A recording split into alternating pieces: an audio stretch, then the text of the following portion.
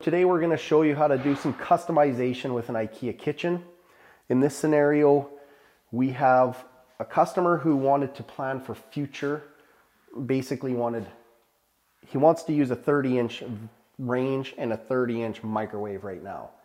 But later down the road, he might want to upgrade to a 36-inch gas range and then maybe put a 36-inch range hood in. So we've planned this out so that it'll work. Right now we've set these lower cabinets to be 36 inches apart. Same with the uppers, they're all in line. Then he just bought the standard 30-inch upper right here. It's all centered. So then we needed to figure out a way to make it work for either scenario, which I think looks good. We've built these pillars. So this is a 3-inch filler panel. So I'll show you how I built this panel here. And then for the lower ones, I still have to install the other one, but these are kind of a, like it's a nice way to have an economical kitchen, but also give those custom features. So this is a pillar that goes right to the floor. Now with those, I left the factory cuts all down against the floor, and that way if it ever does get moisture, it won't wick up and swell the plywood. What's also nice about these is when I do my finished toe kicks, I just butt into there and I don't have to wrap around the corner. Oh, and the other reason these are shallow is for whatever reason when they were planning this, the electrician just put that plug in a little too far off of center. So I didn't want this panel to go all the way back because it wouldn't have been able to plug the range in. So it's fine. When the guy builds his countertop, he'll just go zing in like that. So here's the panel. Notice we put high Tim, so when they go to clean a couple years down the road or 6 months, gets a little note from codes. This is cut because it doesn't matter, it's on the top side. And then I just notched this around the rail system at the top of the upper cabinets. And I did that because I didn't want to piecemeal the top rail. I wanted a nice long continuous piece so that my upper cabinets hung nice and straight and level and true. So that's easy to do there. Other than that, these are the 15 by 42.5 panels. I don't have to rip them or anything to width.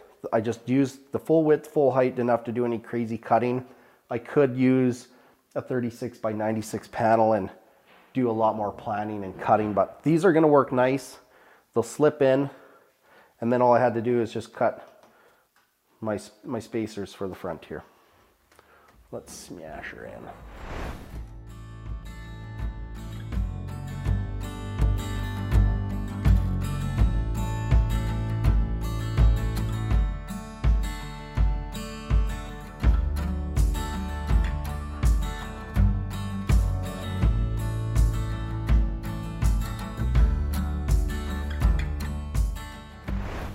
So I'm just going to fasten to the tall cabinet first, then I'll make sure that this is flush with the top of the filler before I fasten that. And keep in mind these are overhanging for under cabinet lighting. I'm just going to make sure my spacing is relatively the same. Yep. Cool.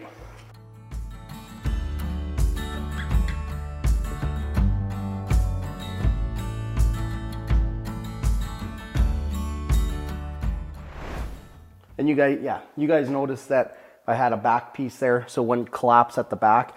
And just notice how I did a little extra step and just added that piece in there, just to give it a nice finished underside. Plus, any fumes or oil from the range won't just fly up inside that cavity. So here's the pillar that we made. What I did here is I just make little tiny mark, top and bottom, 3/4 of an inch. And then that just sets my depth, so it goes flush with the doors. Not going crazy into detail on the how and why. These are pretty simple.